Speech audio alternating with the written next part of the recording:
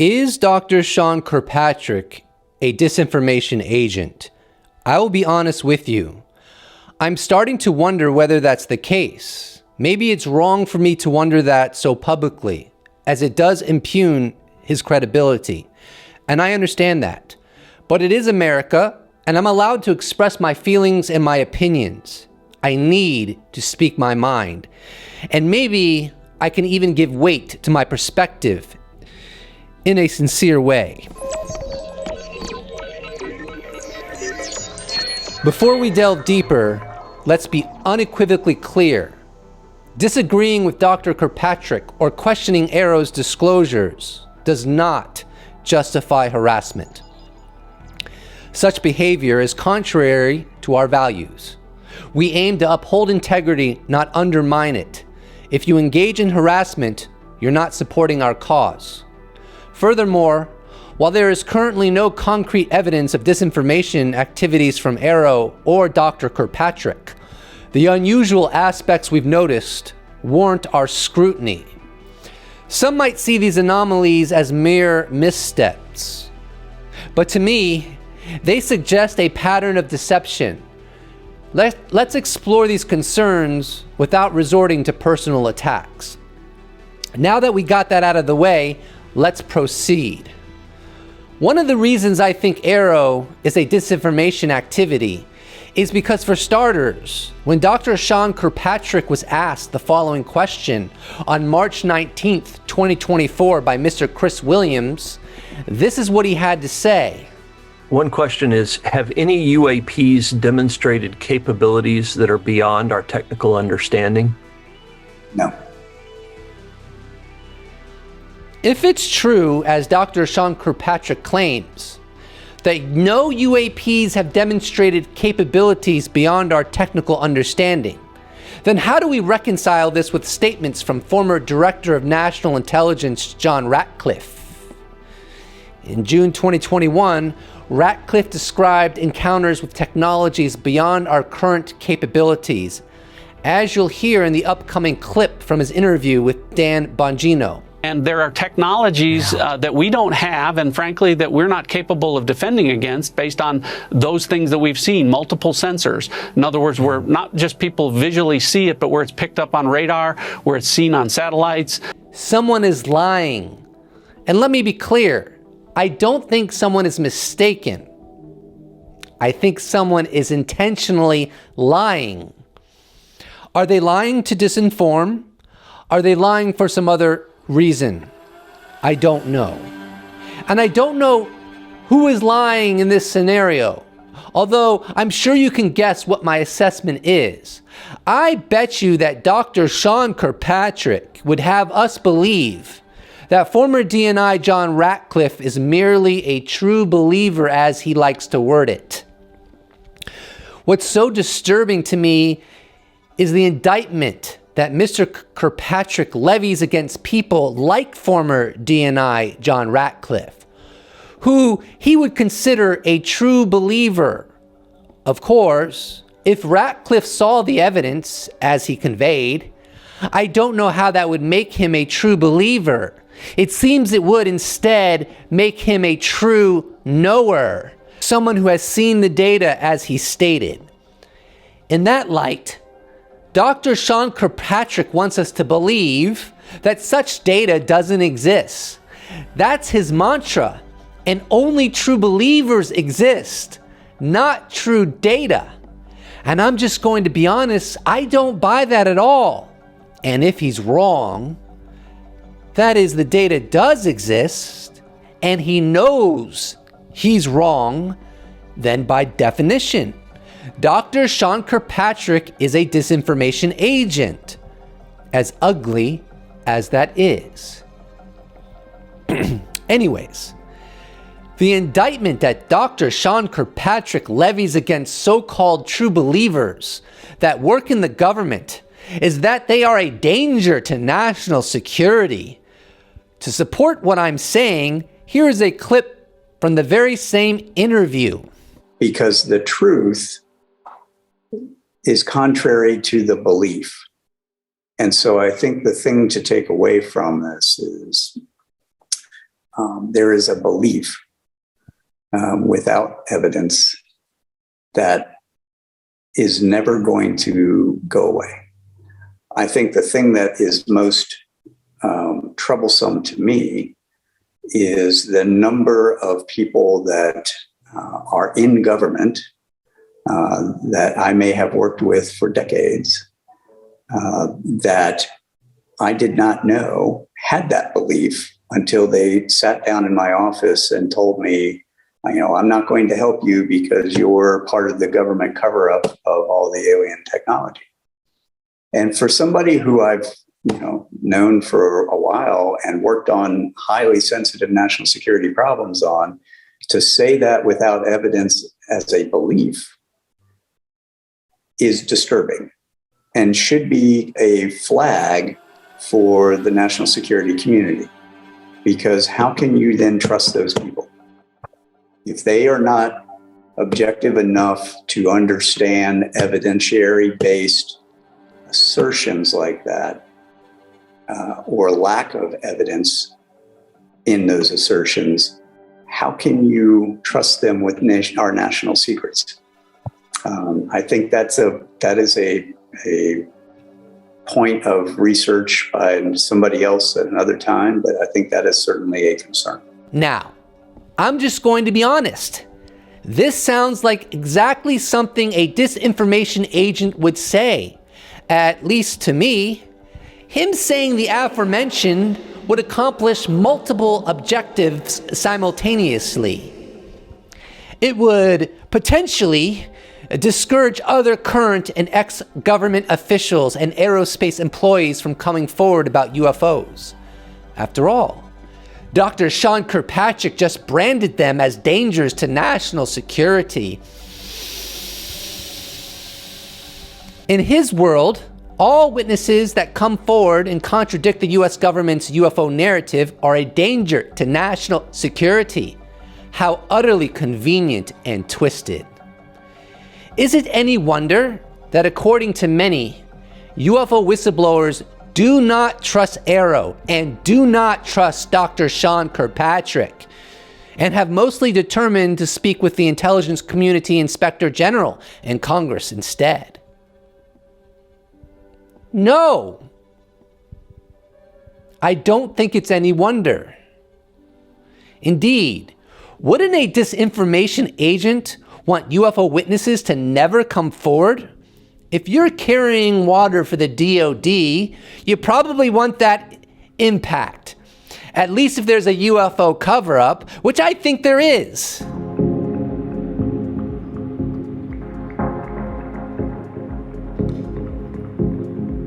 Another objective Kirkpatrick's rhetoric might accomplish is putting them in a bad light, which is related to the earlier point. At the end of the day, what is Dr. Kirkpatrick doing here with this kind of what I consider toxic rhetoric? I'm not the only person disturbed by his rhetoric. It's not just me. And yes, I'm making an ugly, scowling face from moment to moment as I conduct this monologue. Beatrice Villarreal, an accomplished astronomer, had this to say about his rhetoric from the recent Stephen Greenstreet interview, which we'll cover later. Some parts of this interview send a chill up my spine, e.g., when Dr. Kirkpatrick proposes to flag UFO believers as a threat to national security.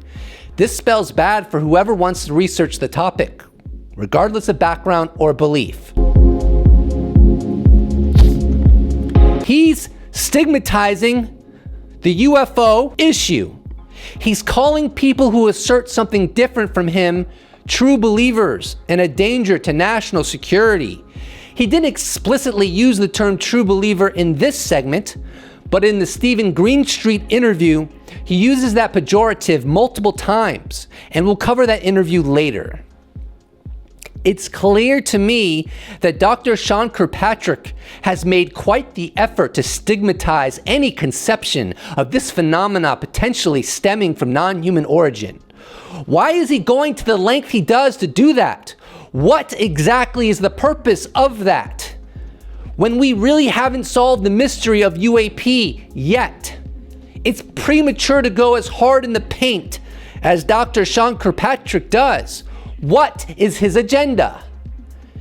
In the next segment, we'll hear from Dr. Sean Kirkpatrick discussing the recent UAP historical report released by his team at AARO, a report that notably did not receive endorsement from current DNI Avril Haines. What does the history report tell you about U.S. government interest in and action on UAP sightings over the years?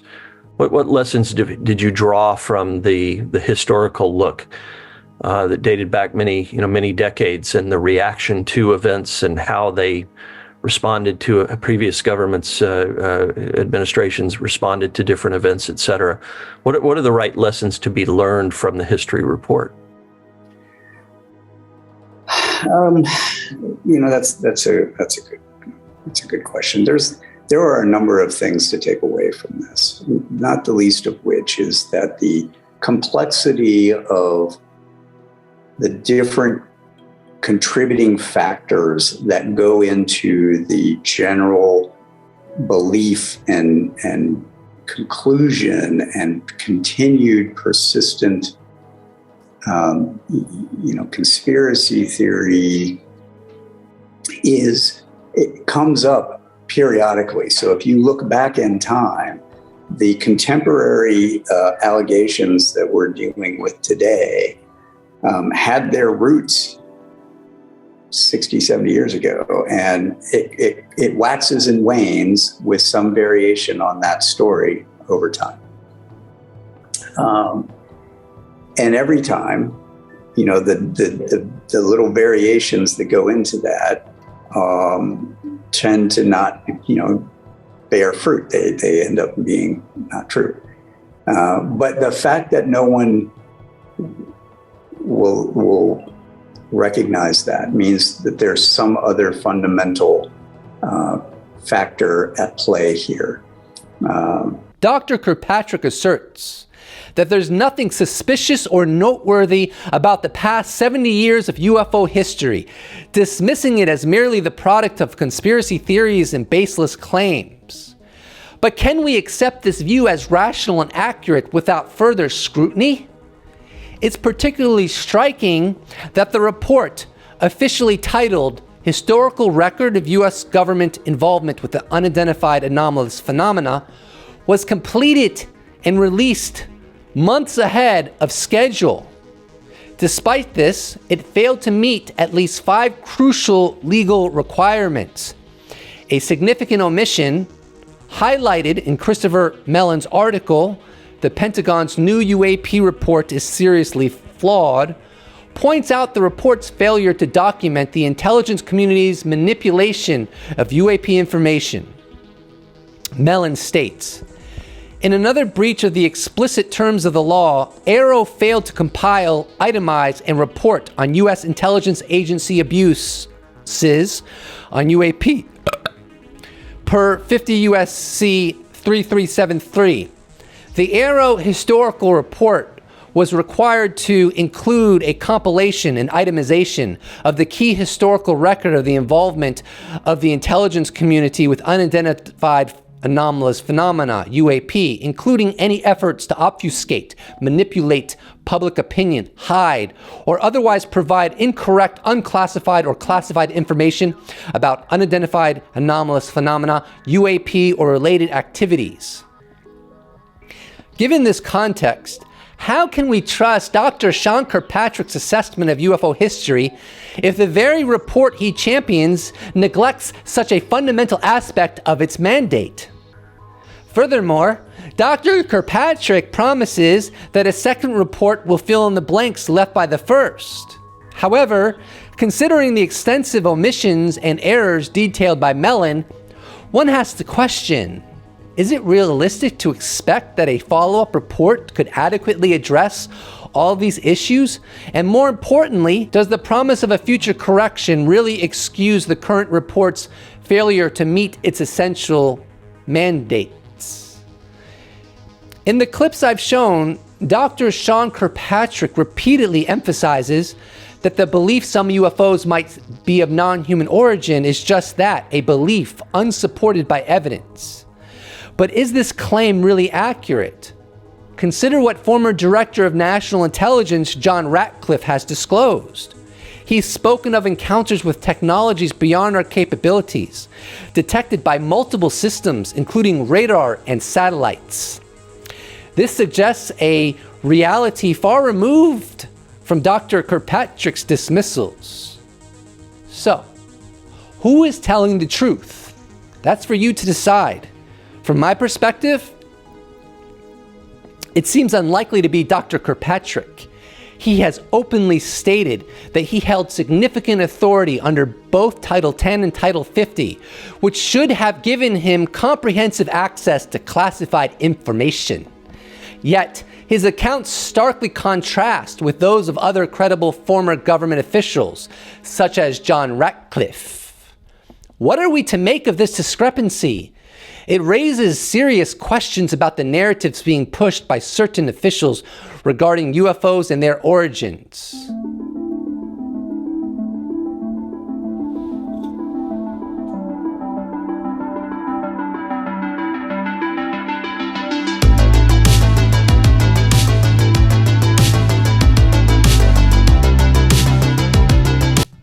Sup, fam? So, up to this point, I've put a lot of work into this video, did a lot of research, did a lot of thinking. And I'll say that this video has disturbed me. It's brought clarity to what we're dealing with.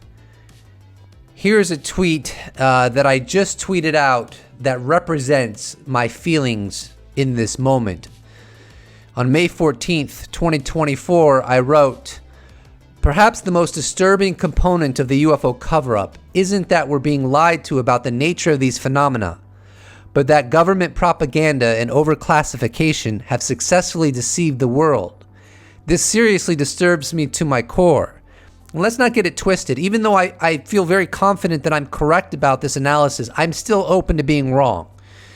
I don't believe in having certainty until you have absolute concrete proof. On the other hand, I do think there is a preponderance of evidence that is difficult to ignore. And I really don't trust Dr. Sean Kirkpatrick. I don't trust AARO. And the idea that the whole world has basically gotten on board with the narrative that Dr. Sean Kirkpatrick is promoting, while it being completely false, in my opinion, is very disturbing. It's extremely disturbing. They've gotten away with this. And people like me are perceived as nutcases, or as Kirkpatrick would put it and has put it, he classifies people like me as being part of a religion. And there's a profound irony within this dynamic, because, I mean, I think, and I could be wrong, but I think Kirkpatrick knows that the phenomena is more than how he's portraying it, and we'll get into that more as this video progresses. So I think he knows what he's doing. But people who listen to him and listen to government, what I consider government propaganda, and that's been going on for many decades, they take that narrative as truth. That narrative informs their perception of what's going on and the UFO phenomena. And so they look at someone like me and they think I'm like part of a religion. I have an analysis and an assessment that's not verifiable. And on some level, they are completely correct. There is no smoking gun evidence in the public domain which can fully establish my perspective as truth. On the other hand, I wrote an essay very recently on Twitter, and I'm going to share it with you. I plan on turning this perspective into a full-featured Medium article at some point, but this will have to do for now. And I think once we do get disclosure, which I believe we will, it's this perspective which, in my opinion, basically solidifies the intellectual grounding of why I saw things the way that I did. And so here's the essay that I wrote on May 13th, 2024. Here's how I perceive the UFO cover-up alien debate. Those who deny the UFO cover-up and the presence of non-human intelligence are not just mistaken, their error is profound and significant, overlooking countless pieces of indirect evidence. It's the preponderance of evidence with its unmistakable patterns that make the case. Not a single piece that seals the deal. At least that's what's available in the public domain. If non-human intelligence is present, it's undoubtedly leaving traces and has been doing so for a long time. This is a point of agreement across all spectrums of the debate. If non-human intelligence exists here, it leaves observable signs. Thus, when the smoking gun evidence inevitably surfaces, claiming an intellectually grounded approach while previously denying evidence of its presence will not be credible. On the contrary, you ignored the endless traces the phenomena left behind before smoking gun evidence emerged. If you are certain that such smoking gun evidence will never emerge, then there's nothing to concern you. But if it does, it clarifies the dynamics of the debate quite starkly, doesn't it? Let's delve into satellite imagery. This is a really interesting component of the cover-up. It has been established, or at least reported by highly credible people, that there is extremely compelling satellite imagery of UAP. And if that's the case, as former DNI John Ratcliffe asserts, then obviously the rhetoric that Dr. Sean Kirkpatrick would have us believe is simply false. He has a lot of debunking talking points and basically conveys that everything is in a low information zone and there's nothing within the holdings of the US government that demonstrates a scientific enigma of the highest order, which I don't think is true. I think this is propaganda and lies and obfuscation. Here's a clip from the July 26 hearing with former Lieutenant Ryan Graves, former Commander David Fravor, and of course, intelligence officer veteran David Grush. In this clip, David Grush goes into the existence of satellite imagery, and we'll discuss what he says after I play this clip. Satellite imagery. Let's talk about satellite imagery. We have satellites all over the place, some that we're aware of and many that we're not aware of, right? We're taking pictures of everything at every point and second. Mr. Grush, are you aware, do you have direct knowledge, or have you talked to people with direct knowledge that there are satellite imagery of these events? That was one of my primary tasks at NGA, since we process, exploit, and disseminate that kind of information. I've seen multiple cases, some of which, to my understanding, and of course I left NGA in April, so that's my information cutoff date. But I personally reviewed both what we call overhead collection and from other strategic and tactical platforms that I could not even explain prosaically. And I have a degree in physics, by the way, as well. And I am aware that you guys have not seen these reports, unfortunately. And I don't know why. Do you have direct knowledge, or you've spoken to people with direct knowledge that this imagery applies to crash sites, crash imagery? I can't discuss that in an open session. So that's a really interesting clip. That was Representative Moskowitz of Florida, Democrat, that inquired about satellite imagery. And David Grush says that that was one of his primary tasks at NGA, looking at satellite imagery. That's the National Geospatial Intelligence Agency.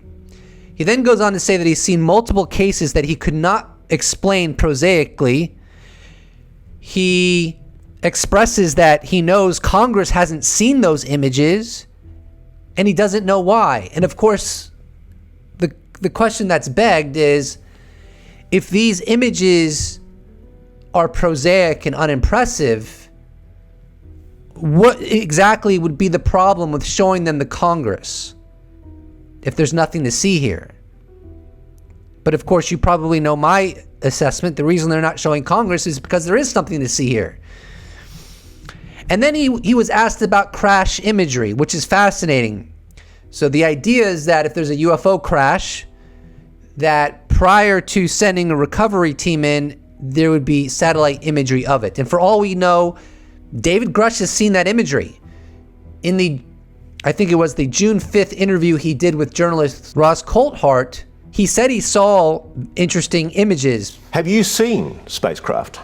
I've seen some interesting photos and I've read some very interesting reports. But, he says, the specific documents and photos that would prove his claims are still classified, and he cannot disclose them here. Anyways, in the following clip, Chris Mellon speaks with Jesse Waters.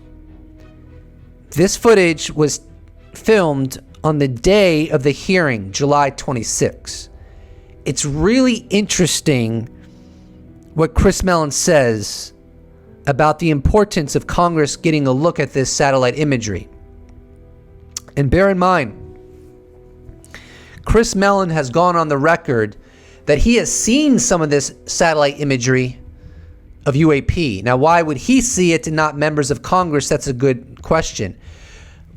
Mellon had the ticket. Mellon has a high clearance. For somehow he was able to get to see it. Anyways, he stated the following on the day of the July 26th hearing afterwards. We learned today they're withholding satellite imagery, for example, which we knew existed because President Trump's Director of National Intelligence acknowledged that we have that. Here we are years later, that still hasn't been shared with Congress. So there's an example of critically important information but it's that more sheds than that now, new Chris. insights that's not being shared. This is the second clip from the interview with Jesse Waters that I want to share with you. This portion is critical, and I'll give you some commentary afterward. So there are aliens, we're saying. What I'm saying is that I know that we have satellite imagery that has not been shared with Congress, and when Congress sees that, they'll have a better determination of, are these things going at velocities and are they of a shape that defies, that helps clarify they're not Russian or Chinese, etc. At least part of how he knows that there is satellite imagery that has not been shared with Congress is because he's seen some of that satellite imagery himself.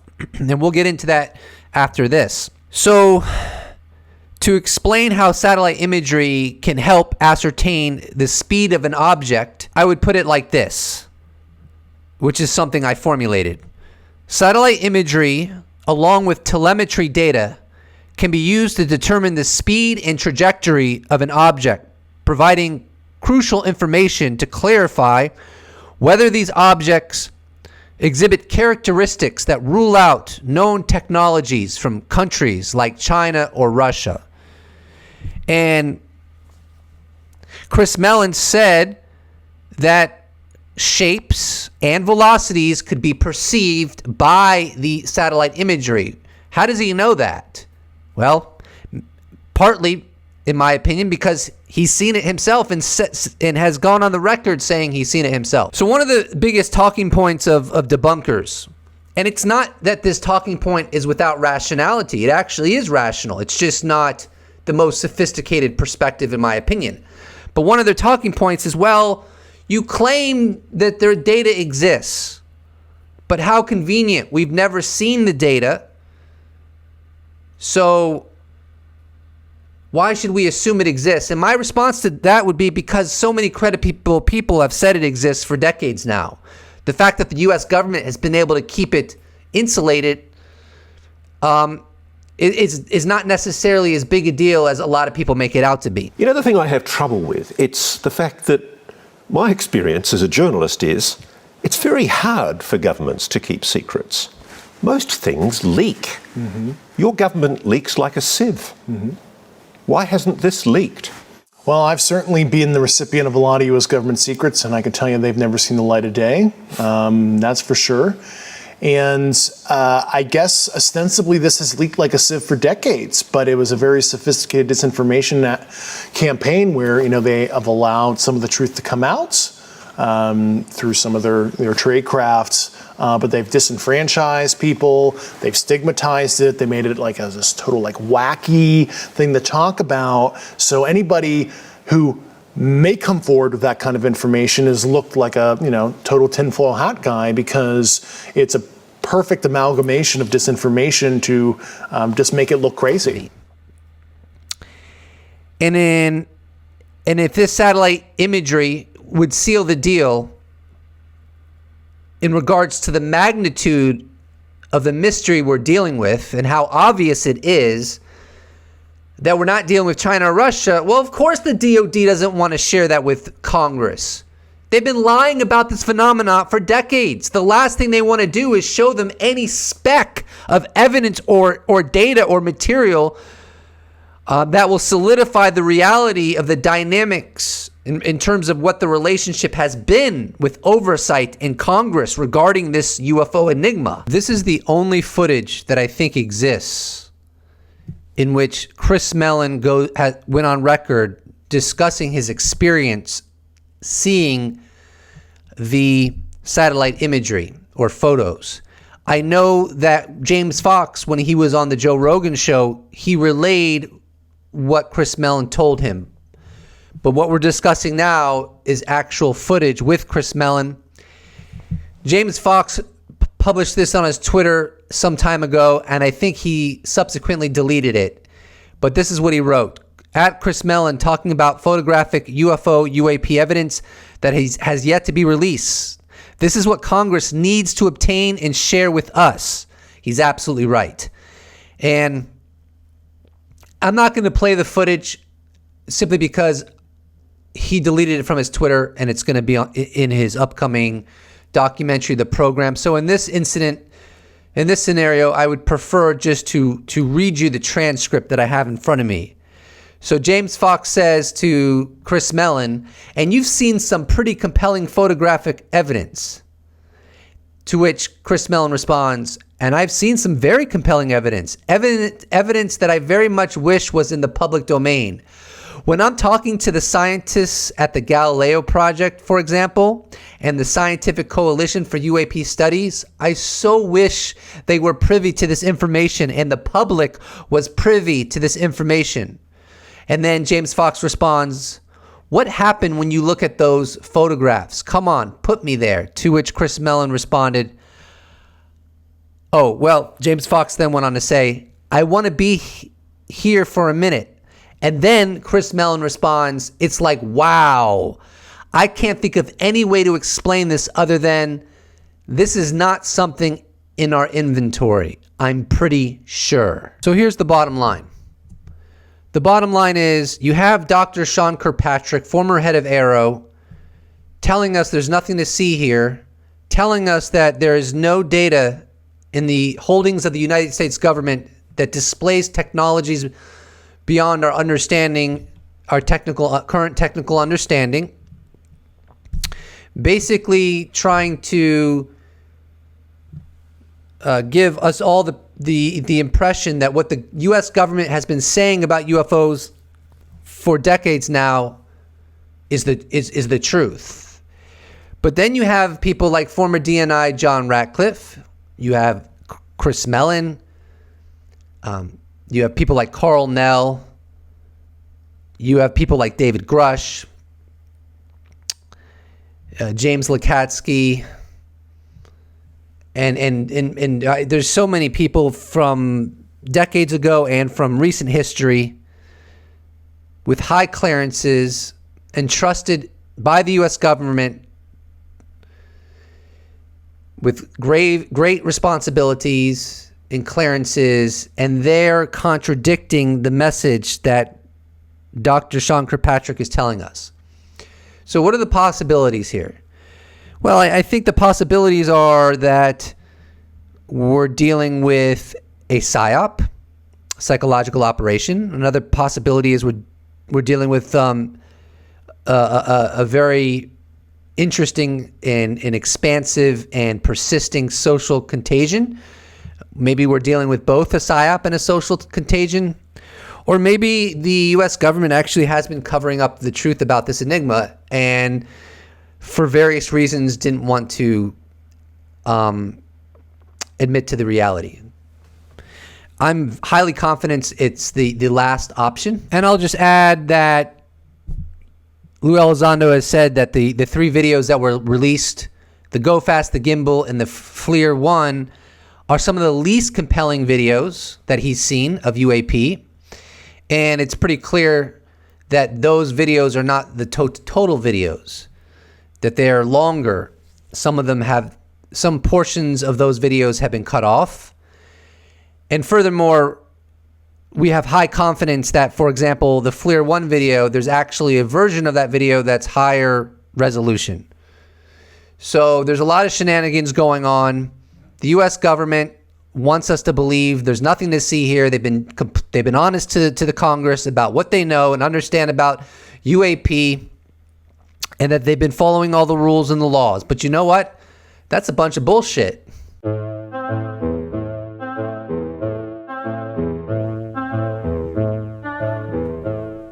Oh, I'm sorry. I was dancing.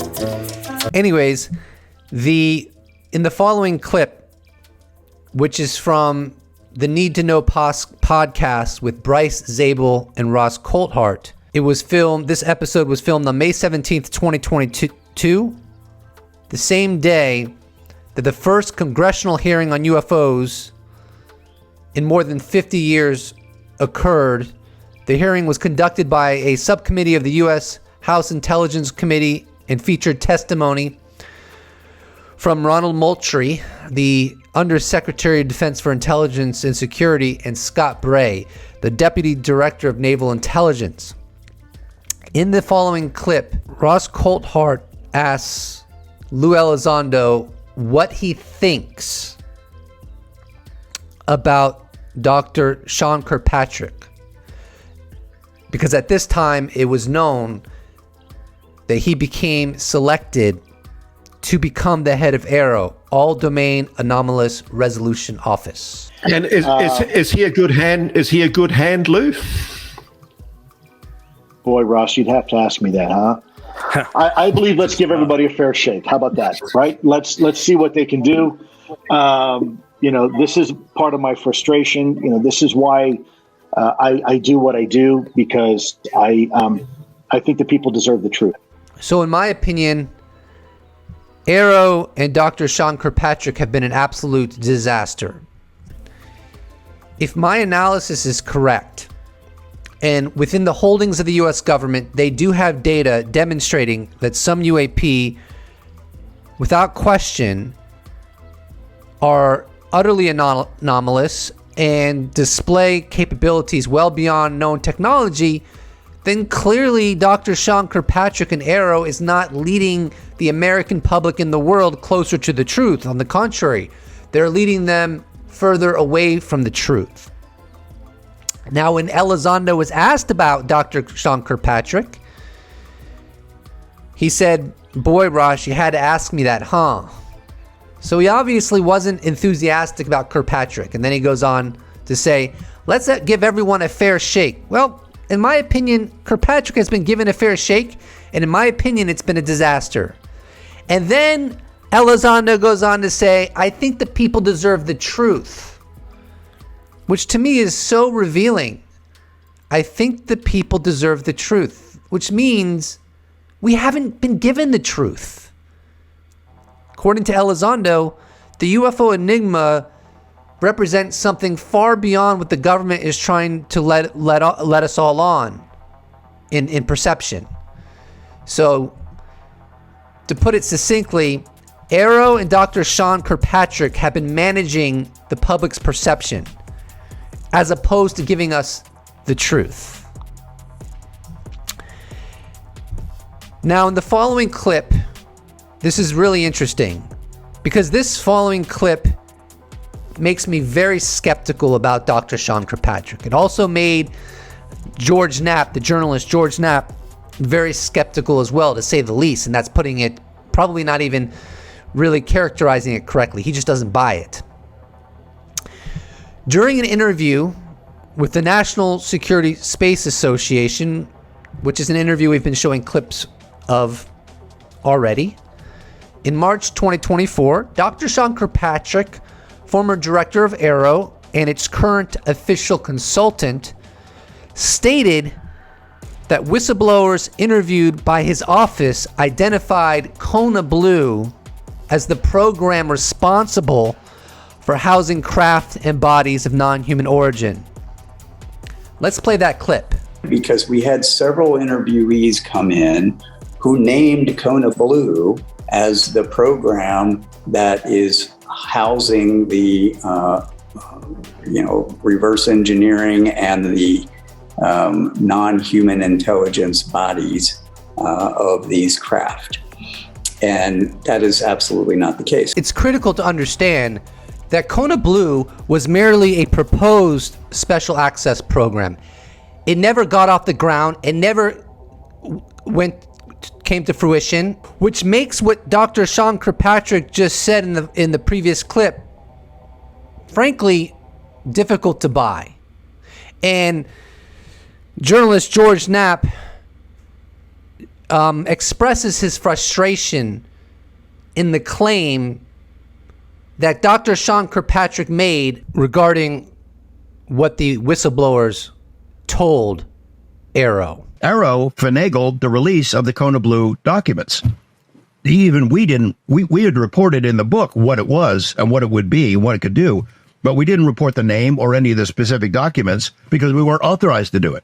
He somehow gets DHS to declassify it and releases it and tries to use it as a propaganda tool to discredit the witnesses who came forward to AARO. You know, there's a couple of dozen of people who came to AARO in good faith, told them their stories, and now we know that AARO didn't believe any of them, that they just cut off their knees, discredited all of them, gave us a propaganda bullshit answer that says all UFOs are explainable, and if we only had more data, we'd explain everything by now, every single case, which is a bunch of crap. What they said about Kona Blue is these witnesses who came to AARO, quite a few of them are confused. They're telling us about seeing crash retrievals, reverse engineering programs, and what they're really mentioning is Kona Blue. That is total bullshit. Not one witness came to them and told them, I saw UFOs stashed in a hangar run by a program called Kona Blue, because the program never existed. They had no budget, they had no hangars, they had no buildings, they had no staff. It never existed. So there's no way in hell a witness came forward and told AARO, yeah, I got all this information from Kona Blue. It's bullshit. I'm just going to go ahead and be straight up honest. And if you want to call me cynical or presumptive, I totally get it. But I don't believe that I agree with George Knapp that not a single witness came to AARO testifying under oath and said, oh yeah, we saw the bodies and we saw the craft. And where we saw this? Within the Kona Blue effort. It's a special access program and it's got all the bells and whistles. It's like, no, Kona Blue didn't even exist. I think Dr. Sean Kirkpatrick just totally made this up. I'm sorry, but that's what I think. The following tweet by Lou Elizondo was published on January 20th, 2024. My assessment is he's referencing Dr. Sean Kirkpatrick. He wrote, I left my job in protest. Others leave in shame. Now, to help contextualize this tweet, Dr. Sean Kirkpatrick was appointed as the head of the All Domain Anomaly Resolution Office, AARO, on July 21st, 2022. He announced his departure from this role in December 2023, serving approximately 17 months in this position. So Elizondo's tweet is close to when Dr. Sean Kirkpatrick departed as the head of AARO. And from a previous clip that I showed you, when Elizondo was asked by journalist Ross Coulthart, is Kirkpatrick a good hand? Lou Elizondo responded, "Gosh, Ross, you had to ask me that question." And then he goes on to say, "Look, I believe everyone deserves a fair shake." And then he said, "I believe the American people, the world, deserves the truth." So if Elizondo's final analysis after Dr. Sean Kirkpatrick served as the head of AARO for 17 months was that others leave in shame. Now, I don't know if Lou Elizondo is referencing Dr. Sean Kirkpatrick. That is my interpretation. But if he is referencing Dr. Sean Kirkpatrick, then obviously he disapproves of how he performed. And frankly, I disapprove of how he performed.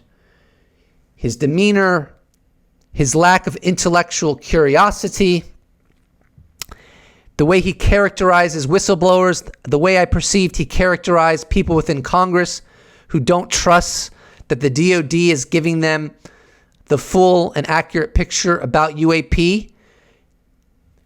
In my opinion, Dr. Sean Kirkpatrick carried water for the DOD, carrying on the tradition and the status quo policy of the U.S. government to lie and obfuscate about the truth of UFOs. Here's a really interesting tweet by Lou Elizondo, published on May 9th, 2024. I encourage everyone to read this article carefully. It succinctly illustrates the distrust of AARO's former leadership. I was told some time ago that senior elements in AARO were trying to have Dave prosecuted for going public. And the Pentagon wonders why people don't trust them. Trust works both ways. So Elizondo stated that he was told some time ago that senior elements in AARO were trying to have David Grush prosecuted for going public. Why would they want to prosecute him if everything he said was untrue? So if that's true, what Elizondo stated, that gives credence to the perspective that David Grush coming forward was not him following through with some kind of psyop, nor was it the result of some kind of social contagion, but the sentiments he shared with the public have veracity. And the article he's referencing is by journalist Merrick von Rennenkampf, and it's titled, "Top Senators Believe the U.S. Secretly Recovered UFOs." I will read 3 excerpts from this Hill.com article very swiftly. In January, Sean Kirkpatrick, the former director of the Pentagon's UFO Analysis Office, embarked on an unusual media tour to pour cold water on the swirling allegations of secret, unreported UFO programs. But Kirkpatrick's public commentary appears to have had little effect on Capitol Hill. In March, rounds indicated twice that the extraordinary Schumer-led legislation alleging the existence of unreported UFO programs would be reintroduced this year. As Christopher Mellon, the Department of Defense's former top civilian intelligence official, notes, many UFO whistleblowers do not trust the Pentagon process, preferring to speak to Congress and the intelligence community's internal watchdog instead, which is, of course, the Intelligence Community Inspector General. This puts the Pentagon in a particularly awkward position. If the director of the UFO office was aware that high-level officials alleging the existence of unreported UFO programs refused to speak with him, how can he and his office credibly issue sweeping denials that such programs exist? Creating this video has psychologically negatively impacted me on some level, because it's helped illuminate for me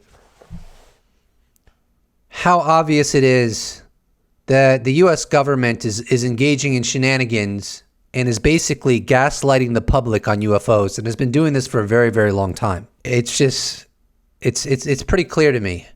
And it's why so many people in the government tell you that the evidence is incredibly compelling, and it's clear some of these technologies do exceed known technology.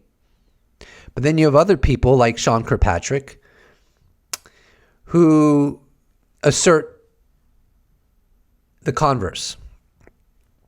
And it seems very obvious to me that Dr. Sean Kirkpatrick has an agenda. And you can't cast this on me as, oh, you're just a believer and you're just biased.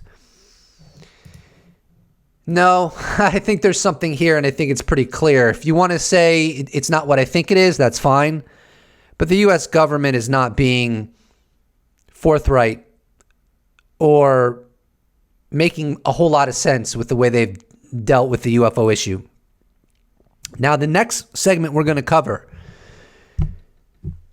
stems from an interview that was done on the New York Post YouTube channel by Stephen Greenstreet. It was published on May 8th, 2024, and Dr. Sean Kirkpatrick was the guest. Now, even Stephen Greenstreet had issues with at least part of this interview. I quote him here. He said, "There were two moments during the interview that didn't sit right with me." And then later he said he doesn't know who to believe. Now that's what we're going to cover now is that interview. I find this interview so problematic, and and not sitting well is the right terminology. At least I can relate to Stephen. Stephen doesn't think the U.S. government's lying about UFOs, from what I understand. He thinks it's all prosaic. I think he's completely wrong on that. But this interview is so bad that even him, who many consider extremely biased in the it's all prosaic, and there's a cult in the Pentagon, and people like me are just part of a religion. Like, he's as extreme on that end of the spectrum as you can be, and yet still he had some serious issues with this interview. So I'm going to try to bring the issues I found with this interview to light, because to me they're very serious, and it only kind of solidifies a trend that I see with Dr. Sean Kirkpatrick, which is I don't consider him an honest broker. I don't trust him. I don't trust AARO. And something is just not right with the equation. Before we proceed, I just want to convey one more thing. Everyone, in my opinion, is going to feel that sick feeling at the depth of their gut. I believe in our lifetime, we are going to have verification that not only did the U.S. government and other governments, but I'm focusing on the country that I live in, not only did the U.S. government omit speaking about the reality of UFOs, but they intentionally led us astray. One of the things that David Grush said is that there have been disinformation campaigns to do just that, levied against the American public. And eventually we're all going to realize that in a concrete way. And it's not going to be cute, and it's not going to be funny, because the part of it that's so grotesque and hard to digest is that it wasn't an afterthought to keep us out of the loop. It was an extremely concerted effort to keep us out of the loop. And when you internalize that psychologically, you are going to have a moment of reflection that's going to make you feel ill. Because it's so absolutely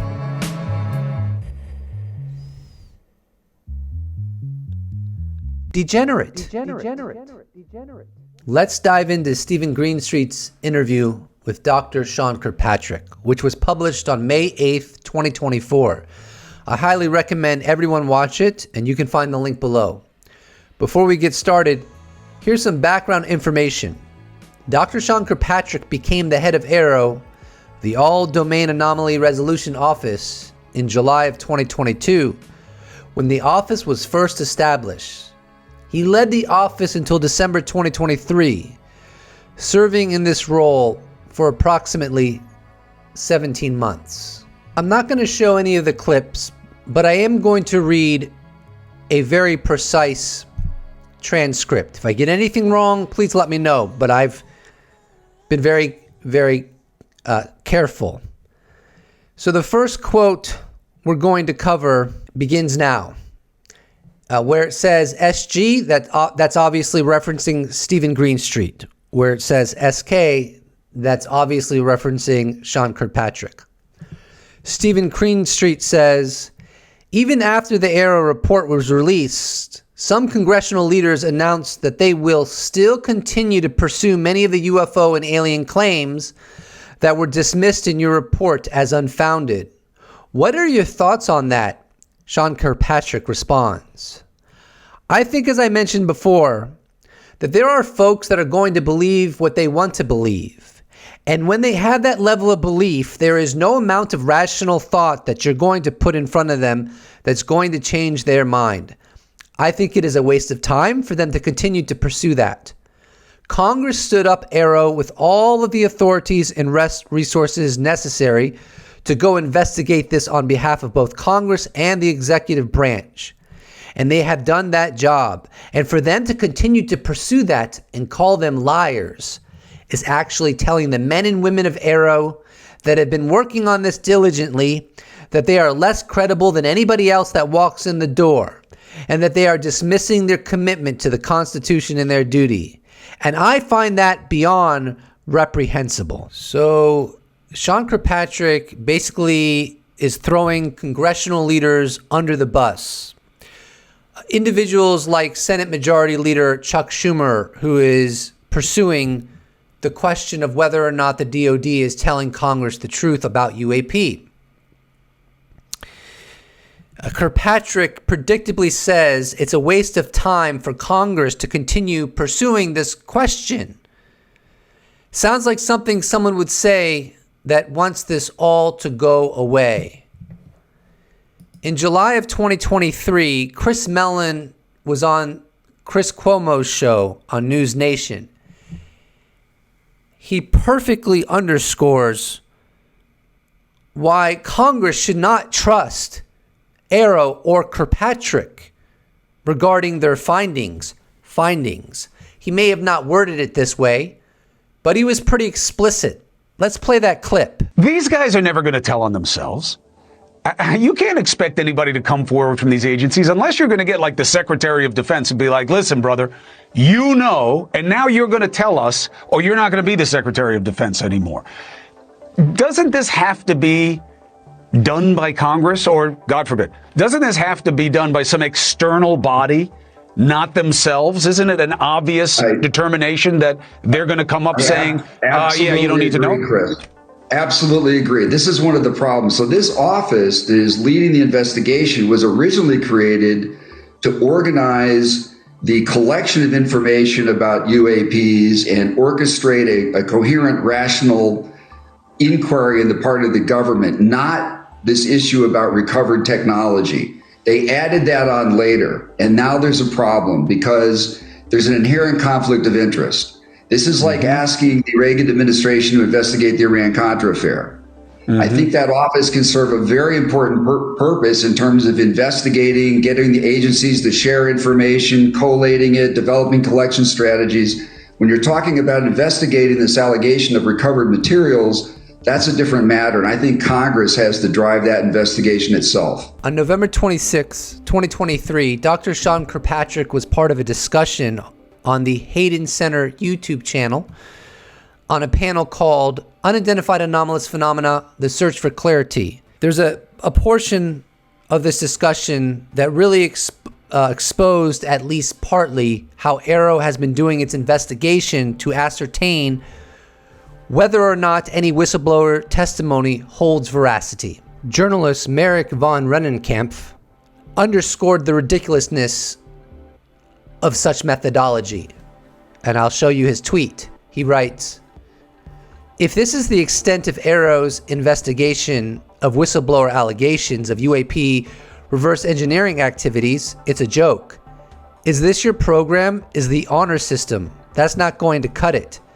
And then UFO Titan responds, "Kirkpatrick, Mr. Gotti, are you involved in any illegal activity?" Gotti, "No."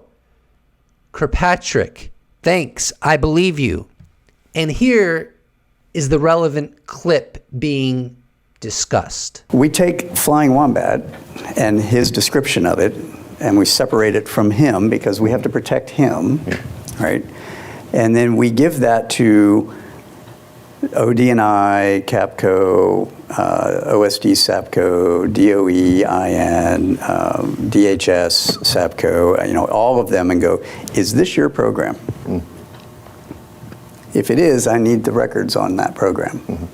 And they go through and they'll find it. And you're authorized to get those records. And we're authorized to get those records. Yeah, so utilizing the honor system doesn't seem like a very good technique if the long-standing allegations of a UFO cover-up are true. We obviously need robust investigation from independent sources, such as Congress, the Intelligence Community Inspector General, and whoever else may be relevant. It seems that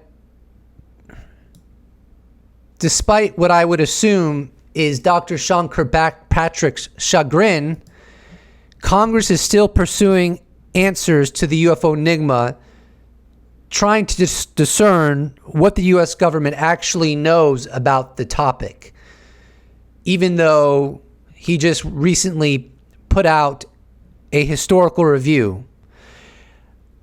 On May 21st, journalist Matt Laszlo was able to talk with Senator Mike Rounds, and here is a direct quote of their interaction. Matt Laszlo asked, "Are you confident that Congress now knows of every SAP or special access program?" "No," Rounds tells us. "I'm not confident yet." And furthermore, he also said, as I recall, Mike Rounds that is, that they're tweaking the next version of the UAP Disclosure Act, which would facilitate government transparency on the UFO issue. And just recently was published on May 22nd, the Senate Intelligence Committee passes Fiscal Year 25 Intelligence Authorization Act. Included in that Authorization Act, and I quote, requires a Government Accountability Office GAO review of the All Domain Anomaly Resolution Office regarding unidentified anomalous phenomena, reporting, and federal agency coordination. Here's a few more things included in that Authorization Act. Adam Goldsack writes, citing the other additions, I'll read the other ones. Reforms management of controlled access programs to improve congressional oversight, enhances election security by requiring that voting systems undergo penetration testing for certification process, maintains strong congressional oversight of and enhances protection for IC whistleblowers. And then he writes, moving forward, an accountability office for DoD AARO. They recognize there was a problem under Kirkpatrick and now it is being fixed. And then Christopher Sharp quote tweeted Adam and wrote, "Tell me you don't trust the AARO without telling me you don't trust it. This shows how much damage Kirkpatrick's investigation and flawed report caused. OUSDINS involvement was the vital mistake when establishing the UAP office." Let's go to the next segment in the Green Street interview that I want to commentate on. This is another area I had issue with. And so Stephen Greenstreet says, okay, so he's saying that maybe all the wacky, crazy stuff about the task force will come out in a new forthcoming report. And then Sean Kirkpatrick responds, like I said before, the intent was everything we had by the cutoff date for Volume 1 is in Volume 1.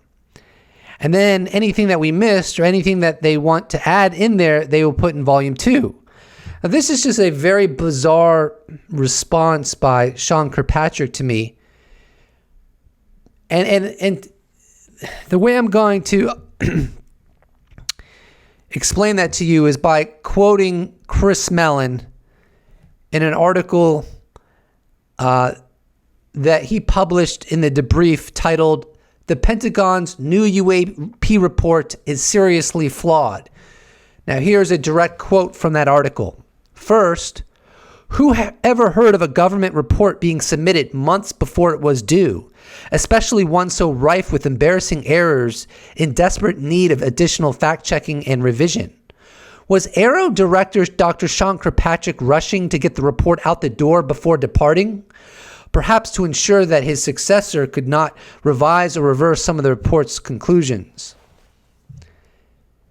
If Sean Kirkpatrick is going to say that the intent was everything we had by the cutoff date for Volume 1 is in Volume 1, my question is, why did you submit the report so early? It doesn't make any sense. Now, Stephen Greenstreet's issue is about something very particular that wasn't added to the report.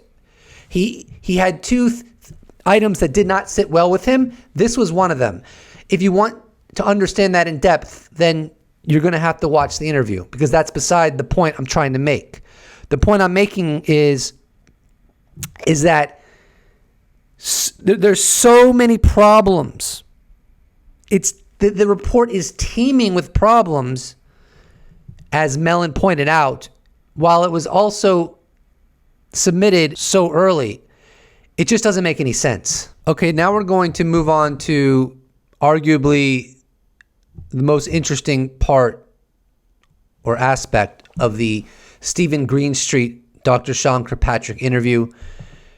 There's a lot of tweets I want to share with you for discussion or support of my arguments. So I'm just going to take a stab at it. Let's start from the beginning of where this is all relevant. Stephen Greenstreet stated, "The second moment comes when I asked Kirkpatrick if he had a previous history working with UFOs or if he had any previous association with members of this core group of true believers.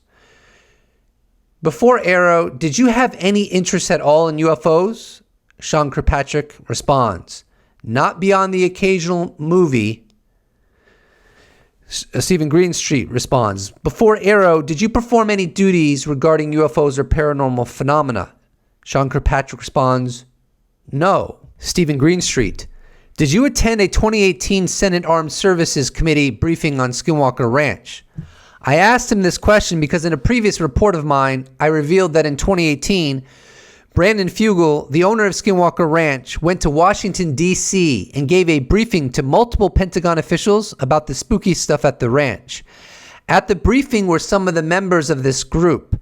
Fugel told me Kirkpatrick was not only there, but was leading the briefing about Skinwalker Ranch. Did you attend a 2018 Senate Armed Services Committee briefing on Skinwalker Ranch? Sean Kirkpatrick, "No. I attended a briefing at the request of the Senate Armed Services Committee on what was at that time associated with the ATIP OSAP research that was going on as an independent outside reviewer, and I gave them my opinions at that time." Stephen Greenstreet, "Who invited you to that briefing?" Sean Kirkpatrick, "It was one of the staffers." Stephen Greenstreet, "Okay, one of the staffers on SASC. Got it. And you're saying that this was like an offset of OSAP ATIP?" Sean Kirkpatrick, That's my understanding at the time, was it was a spin out of those programs. Stephen Greenstreet in 2018. Wow, okay. Sean Kirkpatrick. So those programs were ended. The research by these independent people, because this was not an official government briefing. This was a briefing by people that were not associated with the government. So Stephen Greenstreet. Okay. So this briefing was not an official DoD Pentagon briefing. Sean Kirkpatrick. Oh, absolutely not. Stephen Greenstreet. Okay. Brandon Fugel, the owner of Skinwalker Ranch, says you, quote, led that briefing in 2018 and claims you said you were, quote, I already fully aware of the reality of UFO phenomena. Is that accurate? Sean Kirkpatrick. I wasn't leading anything. I had another job at the time, and I was brought in as an independent, objective reviewer of what the SASC was being told. Stephen Greenstreet. Okay, because this offered a little bit of a curveball in my reporting, because I did a whole deep dive on Skinwalker Ranch. Brandon Fugel told me about the briefings that you were there. And he said that, Kirkpatrick said that UFOs are real in this briefing. And when I reported that, I think the UFO community at the time was like, oh, Kirkpatrick is a UFO guy because Fugel said so. And then when your report came out, they're like, wait, what the hell? Sean Kirkpatrick. Yeah, no. Kirkpatrick did not say aliens were real. Stephen Greenstreet. Or UFOs were real. Yeah, that the reality, quote, the reality of UFO phenomena is real. Sean Kirkpatrick. No, I never said that. There's so much to cover, and I want to cover every nook and cranny of what I consider is compelling, because this is very, very problematic. First of all, Sean Kirkpatrick was asked, before AARO, did you have any interest at all in UFOs? And then he responded, not beyond the occasional movie. Then Greenstreet asked, before AARO, did you perform any duties regarding UFOs or paranormal phenomena? To which Kirkpatrick said no. Well, how do we reconcile those answers with the fact that he did in fact attend a Skinwalker Ranch briefing in 2018? Now, he says that he was asked to attend by a staffer, as if that somehow lets him off the hook. There's a few problems here. First of all, Dr. Sean Kirkpatrick was adamant that this briefing was not an official government briefing. This was not a briefing by people that were associated with the government. Let that sink in. The people giving the briefing were not associated with the government. Now, to give you context of why this is so absurd, I created a tweet that I think really gets to the heart of why it's hard to believe Dr. Sean Kirkpatrick, considering the context of the situation. In my tweet, I wrote, if anyone ever asks me to be an independent, objective reviewer for a Flat Earth Society briefing, I will decline. Yet Kirkpatrick attends a Skinwalker Ranch briefing despite having no prior affiliation with UFOs? Makes sense. But of course it doesn't make sense. It wasn't an official government briefing. According to Kirkpatrick, no one giving the briefing was affiliated with the U.S. government. This is an individual who is hostile toward the UFO issue. This is an individual who calls people associated with the UFO issue true believers. He says, in no uncertain terms, that they are part of a religion. He says, in no uncertain terms, that they are a danger to national security. And yet, in 2018, a staffer called him up on the phone and is like, hey, Sean, hey, man, yeah, you know what? There's a briefing that's going on. It's not associated with the U.S. government, but we'd love to have you. Sean Kirkpatrick presumably responds, oh, yeah, let me get on one of my snazzy suits, and I'll be right on over. It just makes no sense. So what is the indication here? The indication is, in my perspective, it's not bulletproof. It's not a smoking gun. It's not a slam dunk. It's an indication. The indication is, obviously, Dr. Sean Kirkpatrick has had prior experience with the UFO issue before becoming the head of AARO. Many people on Twitter ascertained the absurdity of the idea that Dr. Sean Kirkpatrick was randomly selected to attend a Skinwalker Ranch UFO ghost briefing, as Stephen Greenstreet would put it. And subsequent to that, I think it's 4 years later, he just happened to become the head of AARO. What a happy coincidence. Now we're going to go over some tweets by people who brought attention to this absurdity. Daniel Miller wrote, "Any objective and fair-minded person should be questioning the purported objectivity Kirkpatrick has aimed to show. He never thought of UFOs before AARO, yet he's the guy this staffer calls when the UFO brief is happening. See my, I think that's quote of the UFO Joe for SASC's ridiculous statement. We're not going to cover that, but if you want to research that, you can."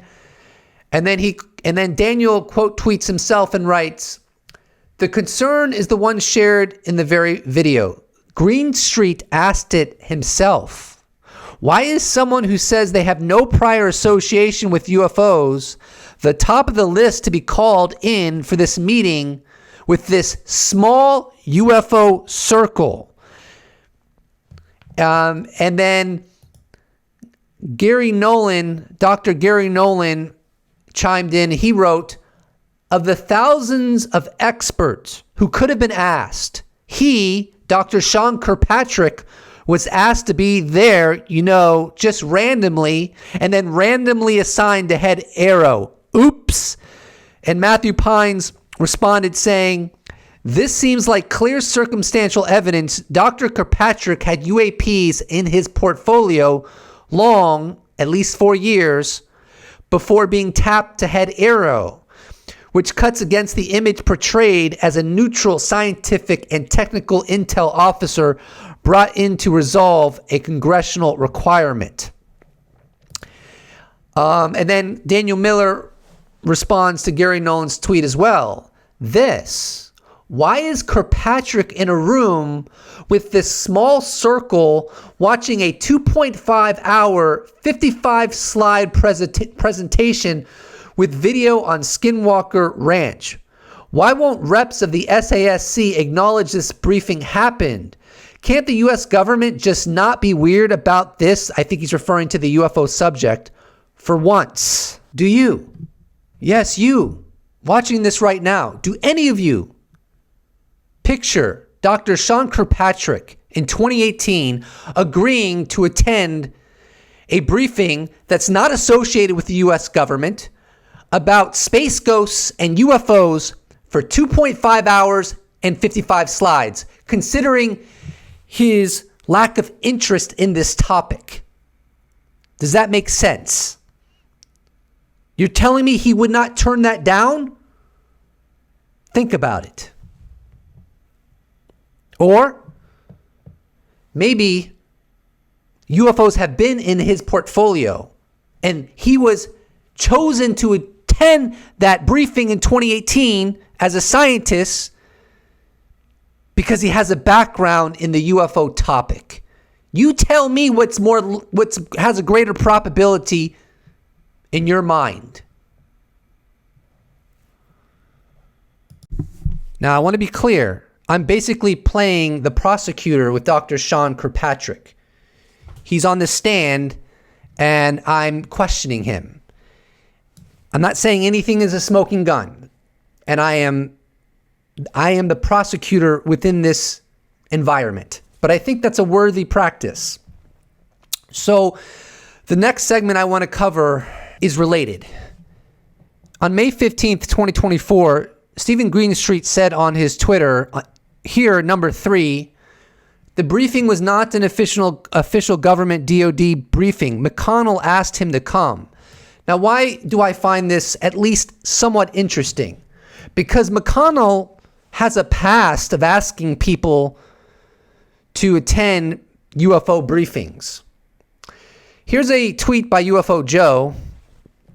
He writes, McConnell, back to the early days when the Senate started calling in witnesses. Not sure if I ever shared this because Kevin asked us to keep it quiet, but I'm pretty sure it's okay now. I don't think Kevin ever made it to DC, but I could be wrong. And then here's the screenshot that Joe Murgia is sharing from Kevin Day's Facebook. Kirk McConnell Armed Services to whatever Kevin Day's email is. And it writes, Kevin, my name is Kirk McConnell. I work on the staff of the Senate Armed Services Committee. We have been researching the 2004 Nimitz incidents and have met with 2 of the F-18 pilots multiple times. We heard about you last week. It would be great if you could meet with our staff to tell your story. Are you anywhere close to D.C. or do you have any reason to travel to D.C. on other business? We don't have a subscription to Coast. Can you send me a transcript or the video of the interview? Have you otherwise published a full account of what happened from your vantage point in 04? Best, Kirk.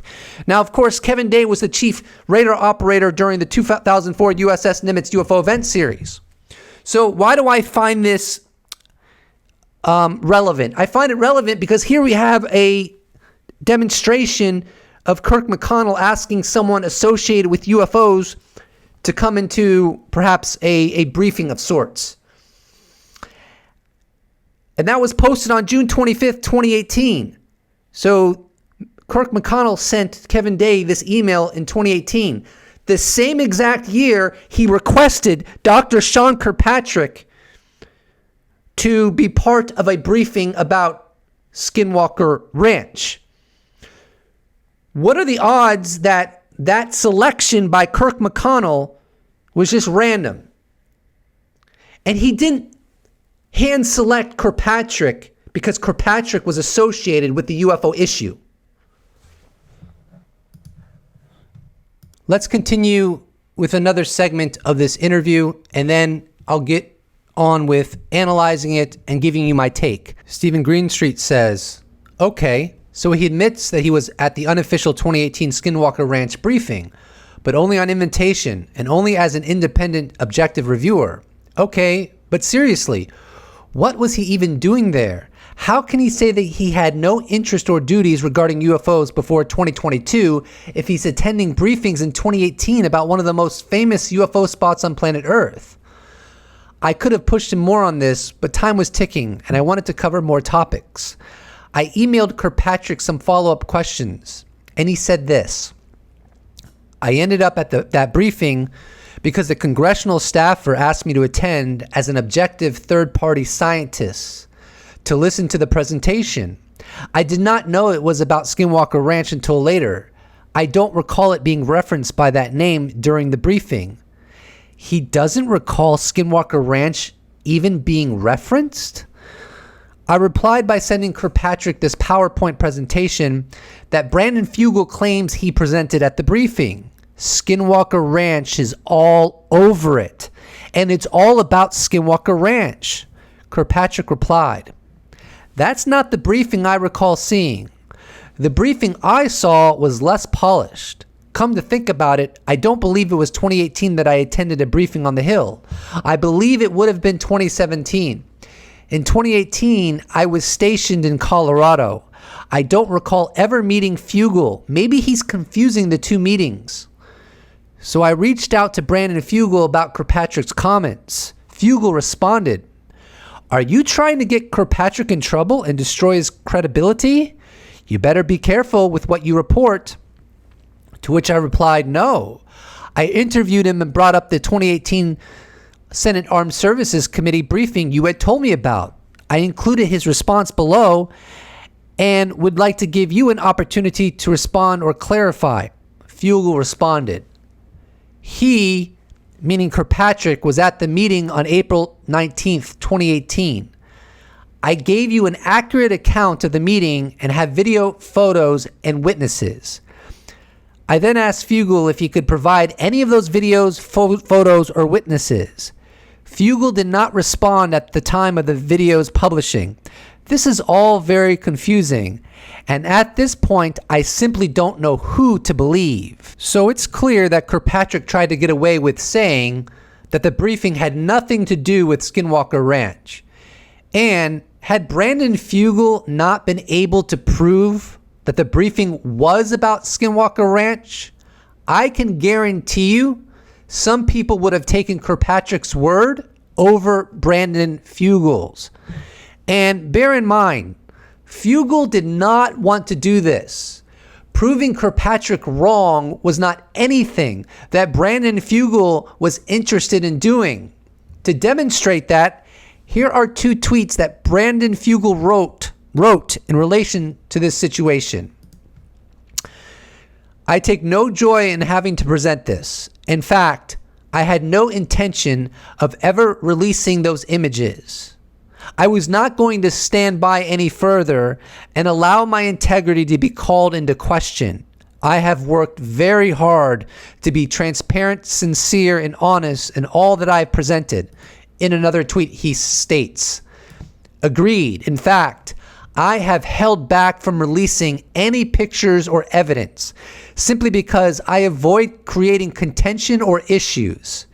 When people start questioning my integrity, I have no choice but to respond. So, immersing myself in this interview actually makes me feel a little dirty, simply because it's becoming very apparent to me how likely it is that Dr. Sean Kirkpatrick lied. I don't take pleasure in unearthing that someone has been dishonest, particularly when he has so much responsibility and he's trying to give one impression when another impression is true. And the impression he's trying to give makes it appear more like he's never had anything to do with UFOs. And the other impression that actually has evidence to back it up makes it appear like his involvement with UFOs precedes AARO. That's my subjective analysis. People can say that's not true. They can say it's true. I'm just telling what I think. Now, it's interesting that Stephen Greenstreet, in this interview that published on May 8th, he stated, and I quote, "And at this point, I simply don't know who to believe." And then on May 9th, Brandon Fugel brings the receipts. He brings a picture of the briefing that says Skinwalker Ranch. And obviously, it's all about Skinwalker Ranch. He brings a picture of Dr. Sean Kirkpatrick being at that hearing all about Skinwalker Ranch. So if on May 8th, Stephen Greenstreet said, "At this point, I simply don't know who to believe," then I can only assess that on May 9th, he has more motivation to believe Brandon Fugel and more motivation to doubt the narrative of Dr. Sean Kirkpatrick, because after all, Brandon Fugel vindicated himself. In that light, I want to share 2 tweets. This whole thing makes me uncomfortable.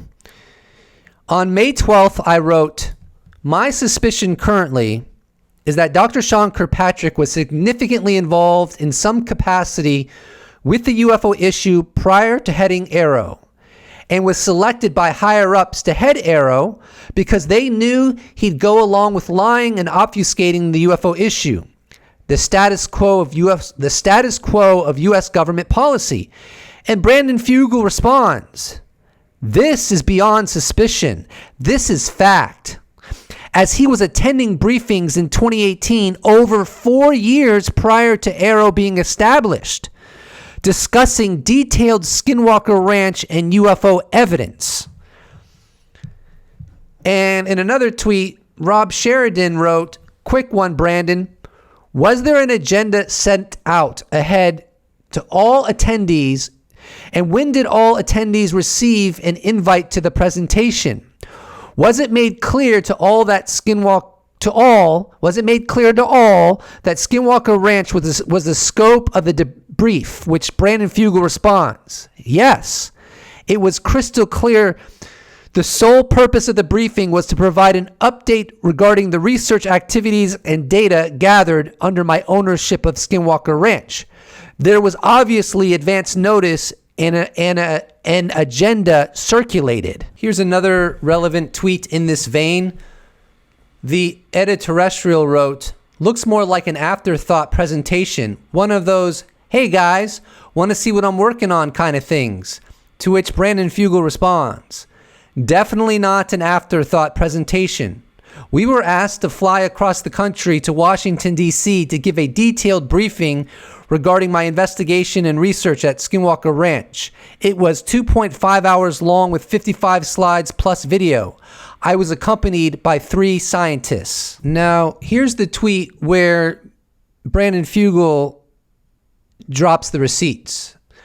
I am telling the truth. On April 19th, 2018, my team from Skinwalker Ranch was asked to provide a confidential briefing in Washington, D.C. to the U.S. Senate Select Committee on Intelligence and United States Armed Services Committee.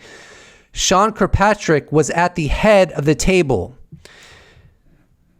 I'm not going to go into these images. You can check the tweet out yourself or examine it yourself. This is another funny tweet or interesting tweet. Frozen Fire UAP wrote, at Brandon Fugel, had Kirkpatrick's number on this F-up. He was the FAFO Award for the week. FAFO. And then Brandon Fugel responds, yup, which I think is kind of funny. And then Lou Elizondo chimes in and writes, responding to the receipts that Brandon Fugel dropped, now that we have further evidence of former AARO directors lying to the public, how long will it take to make the connection to the coordinated lies between he and the Pentagon's Public Affairs Office? I suspect some in the press are already on the case. Thank you, Mr. Fugel, for calling out yet another untruth. Hey, Pentagon, the American taxpayer deserves better, at Brandon Fugel. I think I'm mostly done picking this apart. Here's one quote that I find really vague, as if Kirkpatrick, in his response to Stephen Greenstreet in an email, was intentionally trying to be vague, to be confusing, to obfuscate. He wrote, I ended up at that briefing because a congressional staffer asked me to attend as an objective third-party scientist to listen to the presentation. I did not know it was about Skinwalker Ranch until later. I don't recall it being referenced by that name during the briefing. And in another place in the interview, he says he doesn't even remember meeting Brandon Fugel. And considering all the citations I shared with you from Brandon Fugel's tweets, you can imagine how much Brandon doubts these claims by Dr. Sean Kirkpatrick. And frankly, I don't believe Dr. Sean Kirkpatrick. I don't buy the idea that his memory malfunctioned to the extent that he's trying to sell us. I really, really like these 2 tweets where 2 separate people on Twitter expressed their incredulity at Dr. Kirkpatrick's claims. Grant Lavak writes, if I had absolutely no interest in UFOs in Skinwalker Ranch and was asked to attend a briefing and give my opinion on UFOs in Skinwalker Ranch, and then 4 years later be asked to stand up an organization that would investigate UFOs and programs associated with Skinwalker Ranch, I'm pretty sure I'd remember attending a briefing on UFOs in Skinwalker Ranch. Adam Goldsack writes, yeah, this wasn't some Monday morning briefing one has every day at work. This involved some pretty far out there stuff about an issue he would go on to write a government report about to Congress and be the head of the program that investigated the issue. Here's 3 interesting tweets. Joe Murgia writes, if he's proven to have lied, it's pretty big. I don't buy his faulty memory. Remember, he was in Colorado in 2018. Stephen Greenstreet responds, he was supposedly in Colorado starting summer 2018. Like I said, more is coming on this. Okay, I look forward to seeing whatever Greenstreet brings to the table, whether it gives credibility to the claims of Kirkpatrick or takes them away. And here, May 22nd, much more recently, Green Street writes, I sent Brandon Fugel these 2 questions 12 days ago. I've since sent follow-up emails and texts. No response. I want to give him the opportunity to confirm or clarify. He has me blocked on Twitter, so I can't DM him. Could someone he hasn't blocked send this to him? Thanks. And what he wants to send to Fugel is, Brandon, I just want to clarify 2 other things. Was Sean Kirkpatrick leading the discussion at this 2018 briefing? If not, who was? 2, you previously told me Sean Kirkpatrick at this briefing stated, before we proceed any further, I want to establish an understanding. All the gentlemen here, Mr. Fugel, that you're presenting to are all very well aware of the reality of UFO phenomena. So please dispense with any part of your presentation that would seek to convince us of the reality, because we already know. Is that correct? Thank you, Stephen. Now, of course, if Dr. Sean Kirkpatrick did state at the commencement of the Skinwalker Ranch briefing something to the effect of as that, and I'm paraphrasing what Fugel said, something to the effect of, listen, we know the UFO issue is real. You don't have to convince us. Just give us the details you know. Then that is a smoking gun. Okay? That's a smoking gun.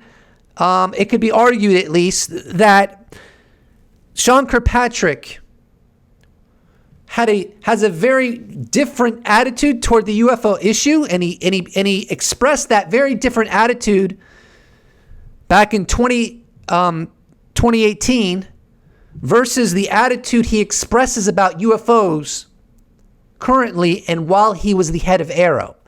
Now, the only rebuttal I can think of to this is that, something I can't think of a rebuttal. Why would Kirkpatrick say that unless he believed it? So if he truly did say that, it's pretty damning in my opinion. And here's the 3rd tweet I wanted to share with you. UAP News responded to Mathley Manley, where Mathley Manley wrote on January 25th, in Peter Bergen's interview with former DOD AARO Director Sean Kirkpatrick said he was basically voluntold to lead the office by the acting Deputy Undersecretary of Defense for Intelligence and Security, David M. Taylor. UAP News responds, completely agree. OUSDI knew full well why Kirkpatrick was a prime candidate for the job of AARO. So why was he voluntold by the OUSDI? There's a lot to unpack there. The indication may be, I'm not even going to go into speculation or hypothesis there.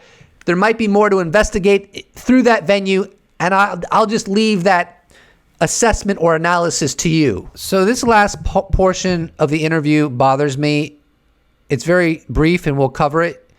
Stephen Greenstreet asks Dr. Sean Kirkpatrick, are you a part of a government cover-up to hide aliens or non-human intelligence?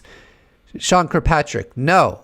Stephen Greenstreet, is it possible that you are unknowingly part of a cover-up to hide aliens or non-human intelligence?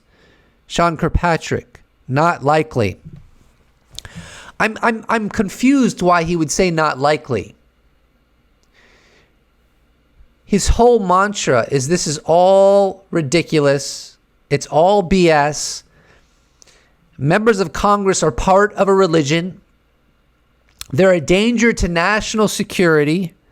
They're true believers. So he's very demeaning toward people that take this topic seriously.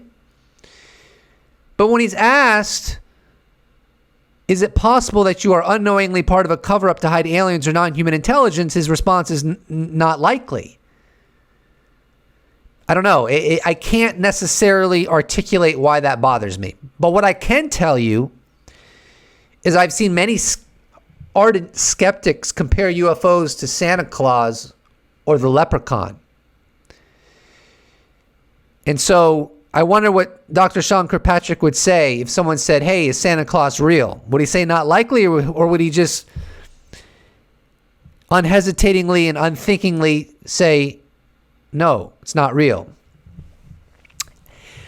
And in the following clip from an interview we've already covered, Dr. Sean Kirkpatrick discusses the testimony that I don't know if it was one or multiple helicopters, but there were multiple witnesses that have come forward that said that during the 2004 USS Nimitz UFO event series, choppers landed, requested data that from the Tic Tac event, radar data, requested radar data that recorded the anomalous Tic Tac and then left the carrier strike group. There's multiple witnesses that claim that happened.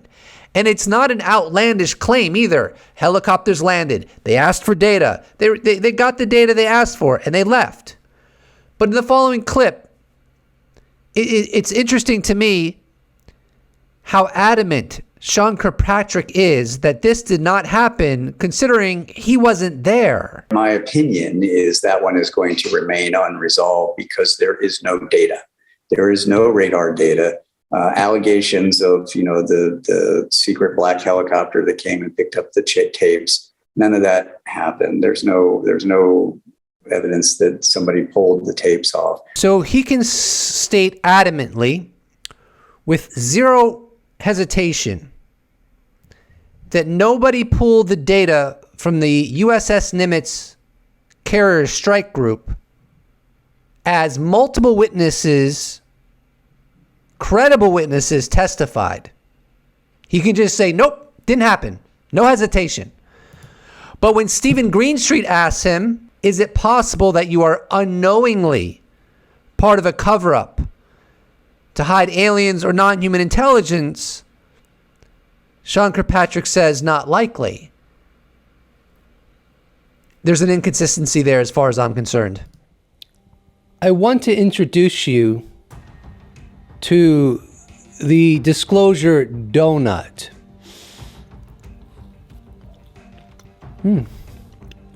It was inspired by a tweet I published on May 15th. If you need the UFO narrative to go a certain way for your ego to be inflated, you may inevitably betray not only your ego, but your honor as well. I foresee two crowds will get donuts. The "it's all balloons" or secret tech crowd, and those with the most sensible person in the room syndrome. I doubt it's all balloons or secret tech. And I doubt it's not super weird. Now carry on. So, who will get the sweet, succulent flesh of the disclosure donut in a post-disclosure world, you may inquire? People like me, of course. People who perceive the truth of UFO intelligence. That one, some of it stems from non-human intelligence, and two, it's really weird and doesn't conform to those with the most sensible person in the room syndrome. So in a sense, we both get a donut. It's just that I get the flesh and you get the air. But in truth, the donut is 300 calories, so not very healthy. So if I get the donut and you get the air, perhaps you actually get the better end of the deal.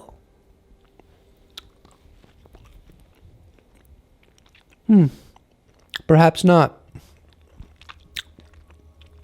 However, I would argue that in a post-disclosure world, we all win. Because when it's revealed to the world that we're not alone and the universe is exponentially weirder than we surmised, we'll all get to take part in our heritage, the universe we all stem from, and yet is a part of us. Or, as former Colonel Carl Nell said at Salt Eye Connections, New York. So the first issue is the moral right. The government exists for and by the people. And so the nature of reality is fundamentally not government information. People have a right to know the world in which we live, and the pursuit of happiness requires that knowledge. As we transition into a post-disclosure world, let's do it with eyes wide open, hearts wide open, and minds wide open.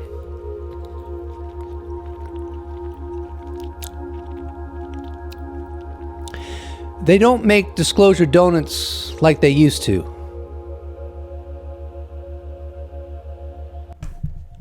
This will officially be the longest video I've ever produced, and it feels weird. It feels like an additional incarnation of my existence, as if it's just, it fulfills its own category, having worked on this, what I'm gonna call YouTube movie for so long, and with such a time span and attention and effort. But let's finish this off with a few tweets that I think are really interesting and pertinent. On June 23rd, 2020, Mick West responded to Chris Mellon, and Chris Mellon wrote, "The Senate requirement for the intelligence community to prepare a public report on the UAP issue acknowledges the legitimacy of the UAP phenomenon. This alone is a great achievement for national security, but potentially science as well. It could prove transformational." And it's funny because Mick West wrote this in 2020, and this saga is continuing to persist. I think it's safe to say that Mick West, not in his wildest dreams, anticipated that this saga would persist until what it is right now, May 25th, 2024. Now, I grant you that none of this has proven aliens are real, but it has demonstrated that the amount of smoke and quality smoke there is, it's revealed that that smoke is very, very real. And in due time, it may reveal that the fire is equally real. Anyways, many years later, let me respond with what Mick West said. UFO fans excited regarding a UFO reporting directive in Senate Intelligence Committee report. Sadly, I fear this will go the way of other transformational moments in UFO history. Years will pass. It will recede in memory. Little will come of it, almost certainly not aliens. And then I think people were quote tweeting that tweet, and I can't blame them. So I think that might have been what prompted Mick West to do a fresh commentary on that tweet that he wrote in June 23rd, 2020. And he writes, 4 years later, what did come of it? No aliens, obviously. More talk and more revelations that the belief in aliens is rooted in circular conversations. No hard evidence. The gimbal video showing a gimbal artifact, not aliens, is still about the best we got. And that's in a lot of contention. However, the Good Trouble Show with Matt Ford responds, "Hi Mick, are you not watching what Congress has been up to over the last few days? Members of the Senate Permanent Select Committee on Intelligence, did you see SSCI does not trust DOD AARO and is asking for a GAO audit? Are you in touch with the members on Capitol Hill, Mick? There's a lot happening behind the scenes that you are not aware of. The more you post things like this, the more people see right through you and realize your purpose here is to discourage people from seeking the truth and spread conspiracy theories about whistleblowers. If you engaged in logic and reason instead of magical thinking, you might come to a different conclusion, although it would not do favors for your brand. Have a great day." Funny enough, Lou Elizondo retweeted Matt Ford's retort to Mick West. And the last thing I want to share with you is a really great tweet by journalist Merrick von Rennenkampf. Now, he's responding to Mike Rounds, U.S. Senator for South Dakota, website, and he highlights this: increased transparency on UAP-related government programs by requiring further reporting of all activity involving UAPs protected under special or restricted access to appropriate congressional committees. And Merrick von Rennenkampf responds, I've seen enough. The Senate Intelligence Committee believes that unreported illegal legacy UAP programs exist. Does not trust AARO Kirkpatrick.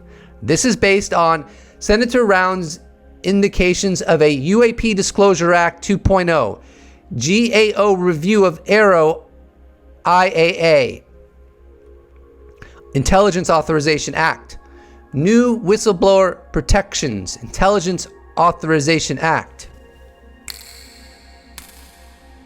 Booyah!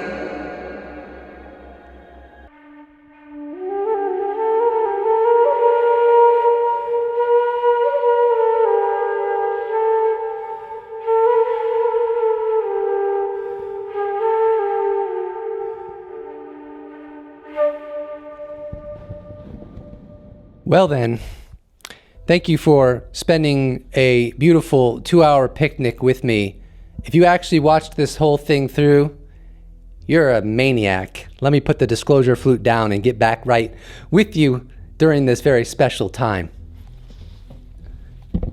So yeah, this is the longest video that I've ever produced in the history of the PostDisclosureWorld YouTube channel.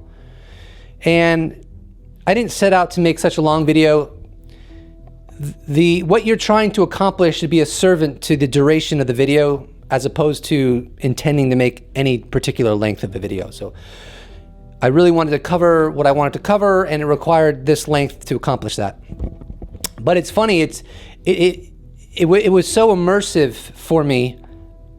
It's like singed into my mind, and it just feels like this experience that will be filed away somewhere forever in a way that I don't know if I can attribute to any other video I've ever made, and I don't know why that is.